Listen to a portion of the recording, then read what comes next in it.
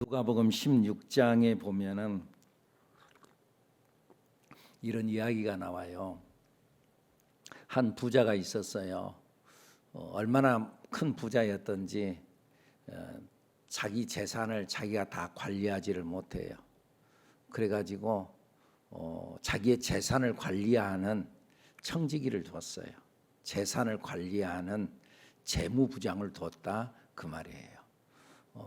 여러분들 자기가 돈 관리 못 해가지고 돈 관리하는 사람 둔 분이 있습니까? 회계 직원을 뒀어.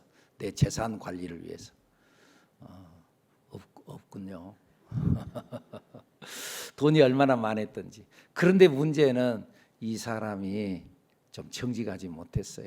그래가지고 주인의 것을 살짝 빼돌렸어요. 근데 여러분, 그 주인이 알아요, 몰라요? 주인이 알아요. 그냥 좀 모른 척 할 뿐이에요. 얼마 안 되니까. 또 그런 재미라도 있어야지. 그러고는 알지만은 모른 척해요. 그런 줄 아세요, 여러분? 그런 줄 아세요. 어쨌든 주인이 알았어요. 근데 이게 자꾸 씀씀이가 안 되겠어요. 그래서는요. 그리고 소문도 또 그렇게 들려요. 그래서는 그 종을 불러다가 야, 너에게 이 모든 관리를 맡겨주는 것을 이제 안 되겠다. 사람을 바꿔야 되겠다. 이제 너 그만둬라.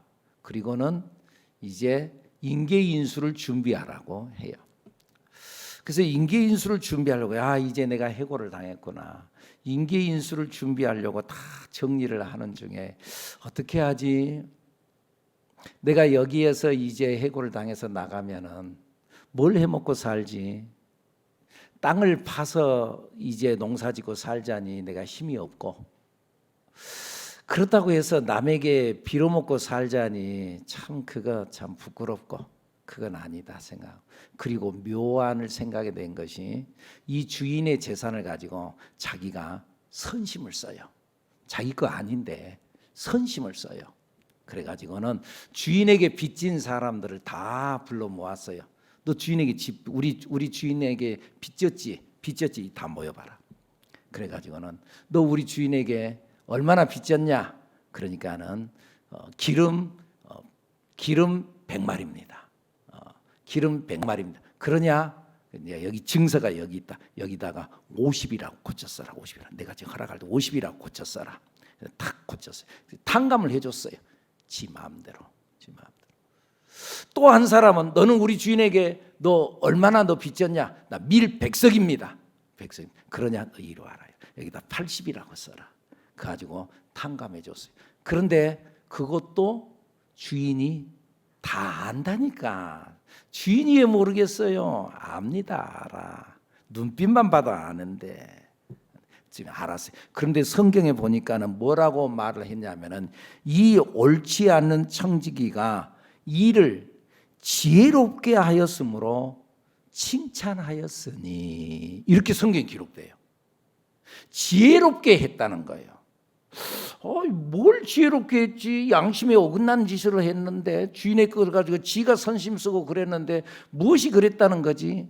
그런데 이것은 비유적인 이야기예요. 예수님께서 비유로 하신 말씀이에요. 그러면서 예수님께서 하신 말이 불의의 재물로 친구를 사귀라 하고 말씀을 해요.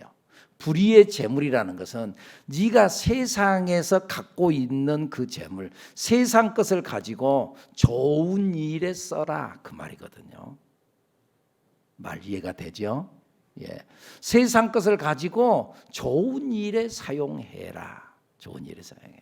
그래서 이 사람에게 자기가 권한이 있을 때, 그리고 사람들에게 선심 쓰는 일, 지혜가 있다. 오늘 우리에게 맡겨진 것 내 것이 아니라 그랬죠. 하나님의 것이라 그랬죠. 이것 가지고 선한 일에 선심을 써라. 내 거 아닌데 내게 맡겨줄 때에, 맡겨져서 내가 관리할 수 있을 때까지는 내가 선한 일에 사용을 해라. 할렐루야. 근데 제가 오늘 말씀을 드리려고 하는 것은 이걸 말하는 게 아니고, 그런데 이걸 가지고 칭찬했을까? 또 하나는 여기에 이 불의한 청지기에 대해서 칭찬한 것이 뭐냐 하면은 이 불의한 청지기가 끝을 알았다는 거예요. 뭘 알았다고요? 끝을 알았어요. 아, 나 끝났구나. 아, 나 해고당했구나. 나 이제부터는 내가 벌어먹고 살 것이 없구나. 끝을 알았다는 거예요. 여러분, 우리가 인생을 살면서 모든 것에는 끝이 있음을 인식해야 합니다. 뭘 알아야 된다고요? 끝이 있음을 알아야 된다. 끝이 있어요, 여러분. 여러분, 우리 인생의 끝이 있어요. 인생의 끝은 뭐예요? 죽음이에요. 죽음이 있다는 거 여러분 알지요? 인생의 종말은 죽음이에요. 이것이 온다는 거 모든 사람들 다 알아요. 알지요? 어제도 우리 장례식장에 갔다 왔었습니다만, 여러분, 우리 부모님이 세상을 떠나듯이 우리도 세상 떠난다는 거 부인할 사람 한 사람도 없고요. 나도 간다. 우리는 다 알고 있는데 문제는 뭐가 문제냐면요. 준비하지 않아. 영원히 살 것처럼 다 쥐고 살아. 영원히 살 것처럼. 끝나는 날이 있다니까요, 여러분. 세상의 모든 것은 시간이 지나면 사라지거나 혹은 무가치한 것으로 변해요. 요즘에는 연탄을 떼는 집이 거의 없죠. 그런데요, 옛날에 우리 연탄을 떼잖아요. 그러면 연탄에 불이 붙으면 그 활활 타올라요. 그 활활 타오르는데 그 활활 타오르는 것도 한순간이에요. 좀 지나면은 하얀 재로 변해요. 무가치한 거. 그거 어디다 써요? 아무도 쓸 데가 없어요. 그래서 갖다가 버리는 거예요. 연탄재 버리는 거예요. 이 세상에 영원한 것은 없어요. 다 끝이 있어요. 그런데 여러분, 하나님이 이 세상을 끝내시는 것은 파괴가 아니고요. 오히려요, 새로운 세상의 출발인 줄로 믿습니다. 끝나는 것이 끝이다. 나는 이제 끝났어. 근데 끝난 줄 알았는데 끝난 것이 아니라 새로운 세상의 출발이라는 거예요. 다음 주일날 우리 선교국 헌신 예배를 드리고 이제 필리핀 선교 현장으로 아우니치를 떠나요. 근데 이제 전에 내가 그 필리핀 선교사님을 통해서 들었던 이야기인데, 여러분 바나나 나무에 대한 이야기를 아신가요? 바나나 나무는요, 거기에 열매를 이렇게 해서 그 해에 맺잖아요. 그러면 그 열매를 따고 난 다음에 그 다음 해에 이 나무가 열매를 맺게요, 안 맺게요? 안 맺은대요. 한 번 열매를 맺으면 그 다음에 안 맺은대요. 그러니까 그대로 놔두면 열매를 영영 안 맺어요. 그러니까 열매 맺고 난 후에 열매를 따고 난 다음에는 이 바나나 나무를 베인대요. 근데 베고 나면은 그러면은 그 밑에서 죽순처럼 싹이 돋아난대요. 그것이 나중에 바나나 나무가 돼서 그 다음에 열매를 또 맺는데요. 죽은 줄 알았는데 죽은 것이 아니고 그 다음에 다시 새끼 바나나 나무가 살아나 가지고 열매를 맺는데요. 엄마 바나나 나무가 죽지 않으면은 새끼 바나나 나무가 살아나지 못한다, 그 말이에요. 여러분, 연어에 대한 이야기를 알죠?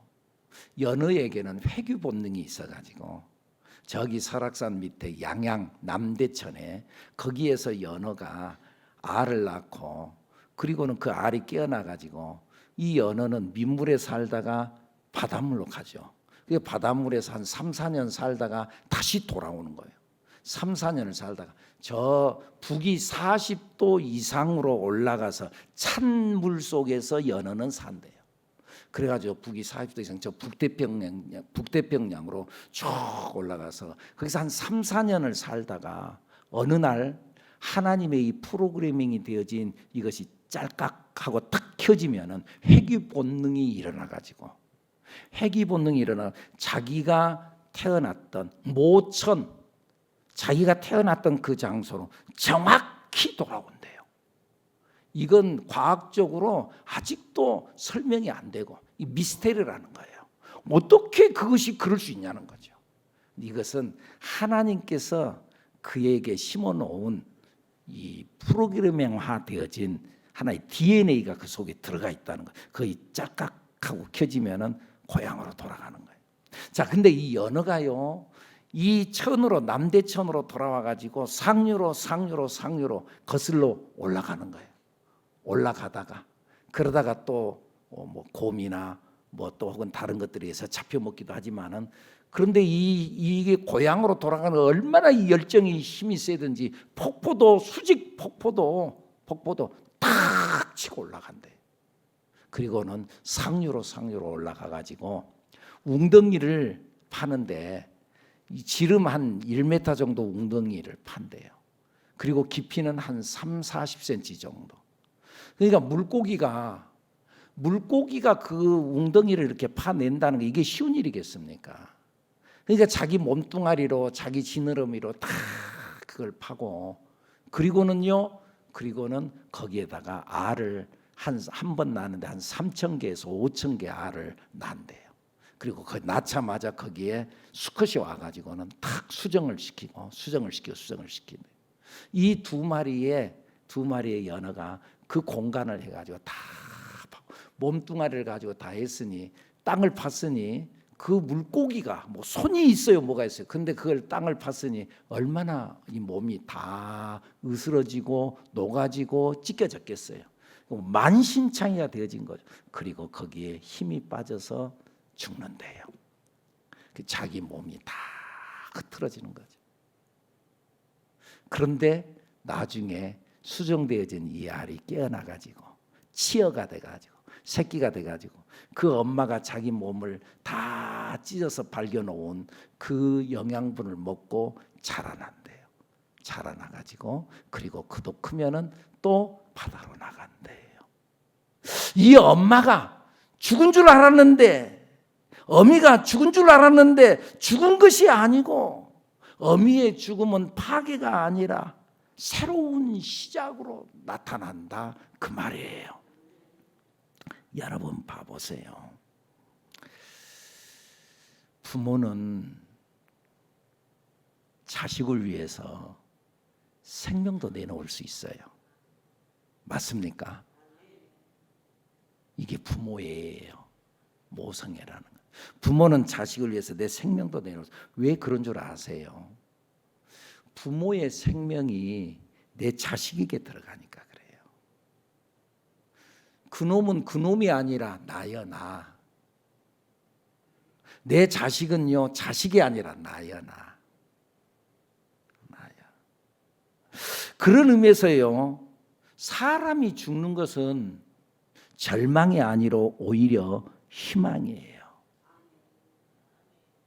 하나님의 형상을 닮았다 그러죠 우리가. 그런데 하나님의 형상을 내가 하나님의 형상을 닮은 것 그것만이 아니라 나도 나의 형상을 내 자녀에게 주는 거예요.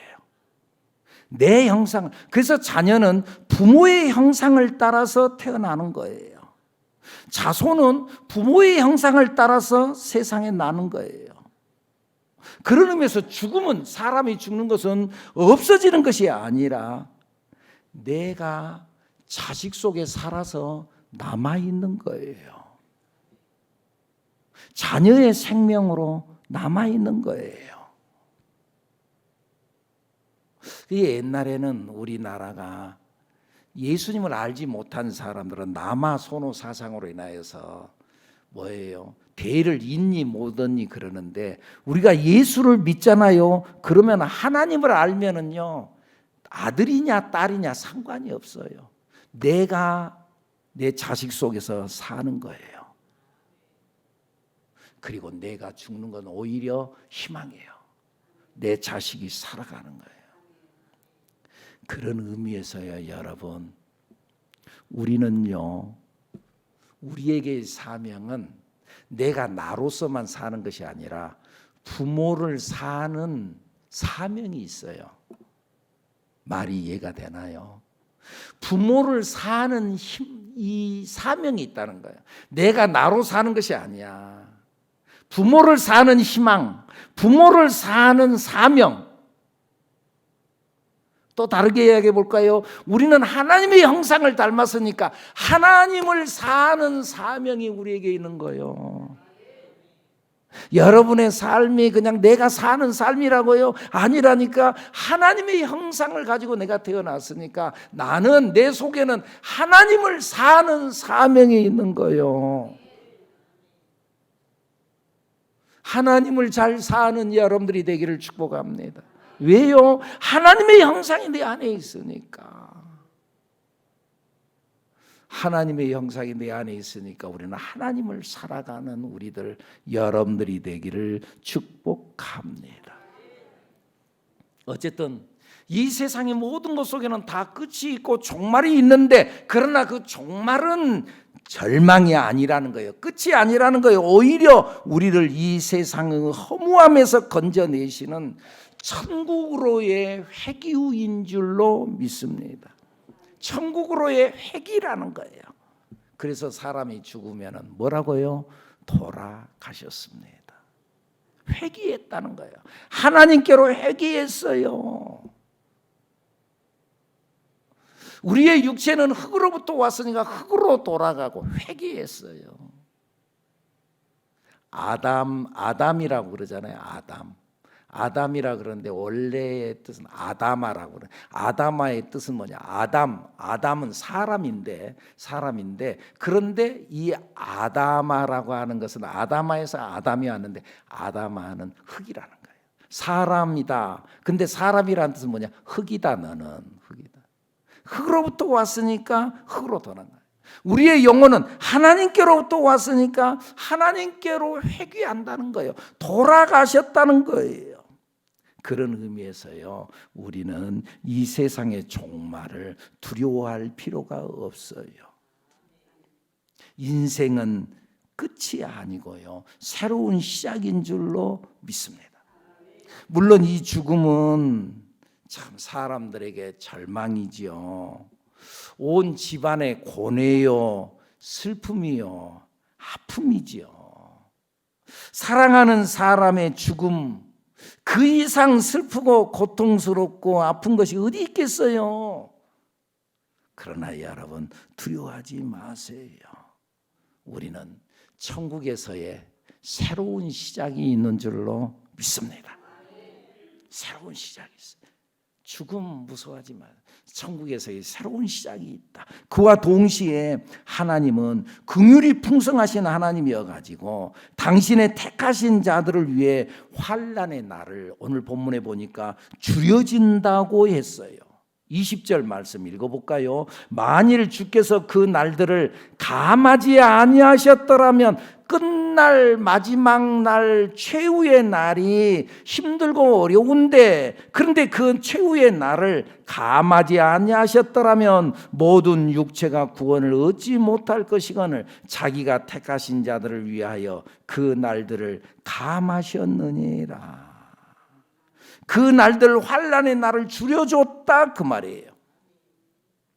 여러분 봐보세요. 사랑하는 사람의 세상 떠남이 참 얼마나 슬퍼요. 얼마나 가슴이 아파요. 그런데요, 그렇게 슬프다가도요, 그래도 좀 지나면은 사람들의 마음이 다 일상으로 돌아와요. 맞죠? 일상으로 돌아오게 되어져 있고요. 그리고요, 돌아와야 돼요. 그 언제까지 슬픔 속에 빠져 있을 거예요? 돌아와야 돼요. 이것이 정상이에요. 용수철이 있어가지고 용수철을 꽉 누르면 꽉 눌려 있다가 그 누른 상태 그대로 있으면 되겠어요? 놓으면은 다시 원 상태로 튀어 올라와야지. 다시 돌아와야죠. 고무줄을 쭉 늘였어요. 쭉 늘여놨는데 그대로 계속 있으면 되겠어요? 놓으면 다시 원 상태로 돌아와야지. 슬플 때가 있었어요. 다시 그때 슬펐어. 맞아, 슬펐어. 아팠어. 가슴 아팠어. 그러나 일상으로 돌아와야지요. 제가 어느 여자분을 전도한다고 만났었는데 그분의 얼굴이 엄청 어두워요. 그리고 대화를 하고 신앙적인 이야기를 하고 자기 이야기를 쭉 하는데 그때 어린아이가 한 초등학교 자기 아들이 아마 아들만 둘인 것 같았어요. 3학년 그리고 초등학교 1학년인가 아직 학교를 다니지 않았는가 아마 그쯤 됐어요. 그런데 자기 남편이 세상을 10년 전에 세상을 떠났대요. 지금도 어두워. 지금도 절망 속에 한숨만 나랑 대화하는 중에 한숨만 푹 쉬는 거야. 내 인생의 삶의 의미가 없다는 거야. 여러분 그 마음을 이해는 하지만은 이해는 돼요.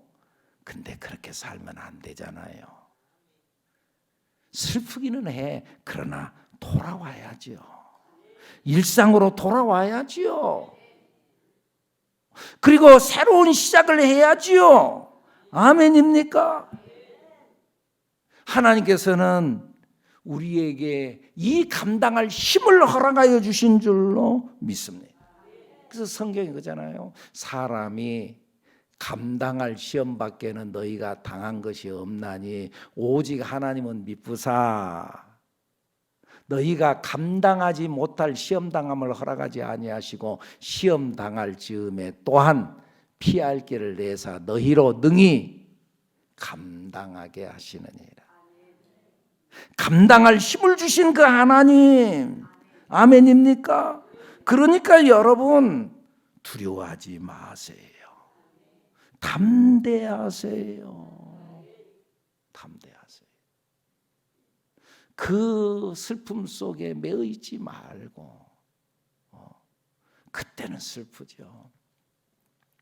오래전에 저희 장인 어른이 세상을 떠나셨을 때 한 20년이 넘었을까요? 세상을 떠났을 때 제 밑에 처제가 얼마나 슬퍼하든지 그렇게 우는 거예요. 하관을 한다고 이제 내려가는데 그거를 부둥켜 안고 같이 내려가는 거예요. 같이 내려가는 거예요. 그러면서 막 울면서 하는 말이 짜장면 한 번 더 사줄 걸, 짜장면 한 번 더 사줄 걸. 아버지가 짜장면을 좋아했다 그 말이지. 여러분 나중에 짜장면 한 번 더 사줄 걸 울지 말고 지금들 잘들 섬기세요. 어쨌든 그러면서 막 따라 들어가는 거예요. 그러니까 아무리 옆에서 말려도 안 되는 거예요. 지 언니가 있다가 그 내버려 둬라. 그러니까는 내버려 둬라. 그러니까 눈물을 뚝 붙이고는 벌떡이 제정신 돌아오니까 자기도 땅속에 묻힐까 봐 그러는가. 그리고 지금 땅속에 같이 막 들어가려고 했다. 잘도 삽디다. 돌아온다는 거예요. 일상으로 돌아오는 게 정상이지. 돌아와야 되는 거예요, 여러분. 그리고 하나님께서 그렇게 우리를 인도하셨어요. 그리고 일상으로 돌아와서 다만 우리가 살아가는 건 미혹하는 자들을 경계해야 돼요. 여러분 지금 이 시대에 참 살기가 쉽지 않잖아요. 정신 바짝 차리지 않으면은요 나도 모르는 사이에 속아 넘어가요. 제가 어느 분에게 엊그제 이야기를 들었어요. 이야기를 들었는데 지난 설 명절 때 전화를 한 통화 받았대요. 그 전화 내용이 자기를 밝히면서 하는 말이 여기는요 내가 저거 서울중앙지검 김인철 수사관이라고 그러면서 전화가 왔더래. 전화를 딱 받는 순간 서울중앙지검이라고 그러면서 전화가 왔더니 받는 순간 내가 뭘 잘못했지. 주마등처럼 쫙 지나가던데 그것에 넘어가가지고 다 털리는 자들이 있다. 여러분들 이런 전화 여러분 한 번쯤 안 받아보셨어요?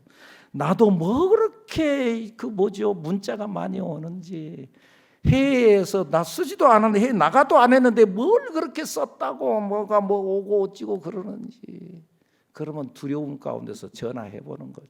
그러면은 걸려든다 그 말이에요. 지금 이 시대는 속임수의 시대예요. 속임수의 시대. 특별히 여러분 영적 사기꾼에게 속아 넘어가면 안 돼요.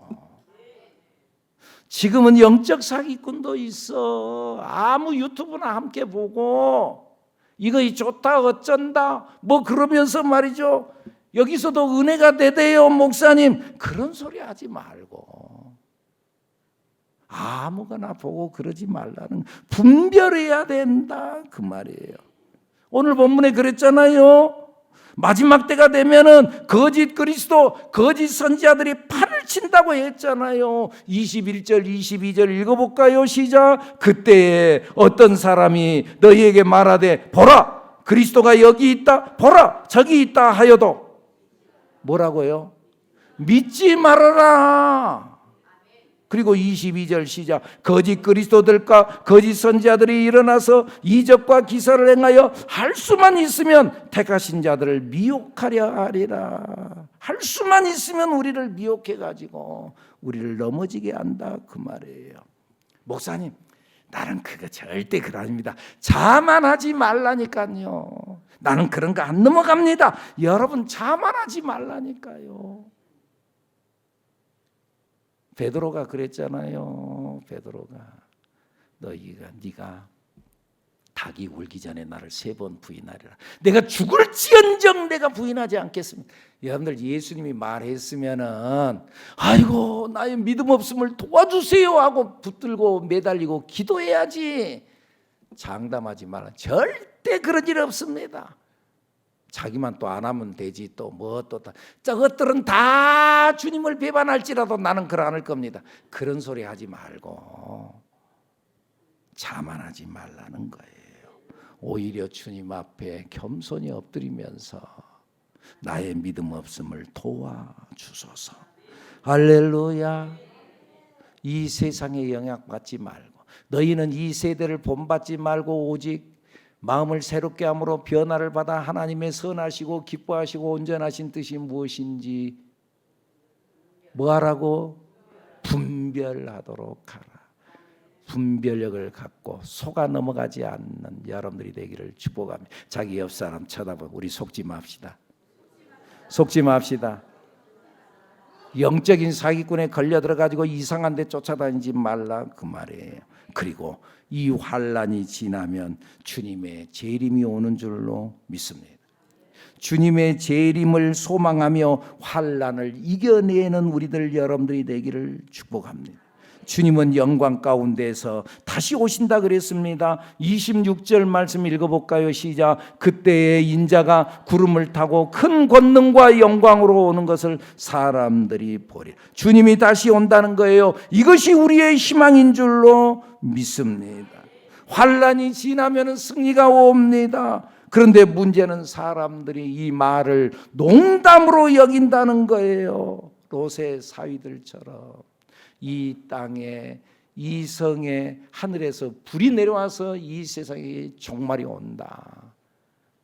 그러면서 롯에게 이야기하고 그 사위들에게 가족들에게 이야기하고 빨리 여기를 떠나라. 사위들이 뭐라 그랬다고요? 농담으로 여겼다. 그래서 망했다 그 말이에요. 누가복음 16장에서도요 그런 이야기 나와요. 부자와 나사로에 대한 이야기 있잖아요. 부자도 죽고 나사로도 죽었어요. 이게 공평한 거예요. 안 죽을 사람 없다니까요. 자, 그런데 부자는 음부에 떨어지고 거기서 고통받고 나사로는 아브라함의 품에 안겼어요. 그런데 이 부자가 얼마나 간절했던지 나사로를 바라보면서 아브라함에게 부탁을 하는 거예요. 저기 저 물 한 방울만 적셔가지고 내 혀에다 좀 찍어주세요. 한 모금도 아니고 한 방울만. 얼마나 간절하면 그렇겠어요. 여러분, 우리 예수 믿고 천국 가야 됩니다. 그렇지 않으면 이런 고통 속에 빠지는 겁니다. 사람이 죽으면 끝난다고요? 아니라니까. 영혼은 영원하다니까요. 자, 그런데 거기에서 한 방울만 적셔다. 여기랑 거기하고는 구렁이 있어서 건너가지 못한다. 그래요. 그러면은요, 나사로를 세상에 보내가지고 내 형제 다섯이 있는데 그들은 여기 오지 않게 해주세요. 그랬더니 아브라함이 하는 말이, 저기에서는 그 말씀을 계속 전하는 모세가 있고 선지자들이 있다. 지금도 새하늘교회에서 저 목사님 저렇게 지금 말하고 있다. 그리고 많은 전도자들이 나가서 말을 전하고 있다. 아닙니다. 죽어서 살아난 사람에서 그 말을 들을 겁니다. 아니다. 그 목사님 말 안 들으면 죽었다 살아난 사람도 말 안 듣는다. 농담으로 여긴다. 여러분, 말씀이 들려지기를 축복합니다. 오늘 또 하나님의 말씀이 들려지기를 축복합니다. 말씀이 들려져서 그 말씀이 내 가슴에 새겨져서 살아가는 여러분들이 되기를 축복합니다. 성경에 분명히요, 예수님이 재림한다 그랬어요. 그런데 그 예수님은 곧 오시는 것이 아니라 성경에 뭐라고요? 갑자기 오시는데, 이 갑자기 오시는 것을 성경은 뭐라고 표현해요? 도적같이 온다 그랬어요. 도둑놈이 내가 언제 아무 날 아무 시에 내가 갈게요 애고하고 오지요? 아니에요. 도적같이 온다. 언제 올지 모르 도적같이 온다고 그랬어요. 여러분, 깨어 준비하고 있어야 될 줄로 믿습니다. 물론 신랑 되신 예수님을 기다리는데 믿음 지키고 잘 지키고 있다가 깨어 있으라 그랬는데 좋을 수 있어요. 근데 신랑이다 하면은 벌떡 일어나서 등불 준비해서 탁 불 켜고 나가야 되는데, 미련한 다섯차는 신랑이다 그러니까는 탁 깨어나가지고 등불 들고 나가려고 하는데 불이 붙어야지. 왜? 기름이 떨어졌거든. 믿음 기름이 떨어졌거든. 믿음 등불을 켜야 되는데 그 믿음이 떨어졌거든. 여러분, 믿음 준비해야 됩니다. 믿음 등불을 켜고 마지막 때를 잘 살아. 여러분들 믿음을 잘 지키고 살아가는, 믿음 등불을 오늘도 켜고 살아가는 여러분들이 되기를 축복합니다. 기도합니다. 하나님 아버지,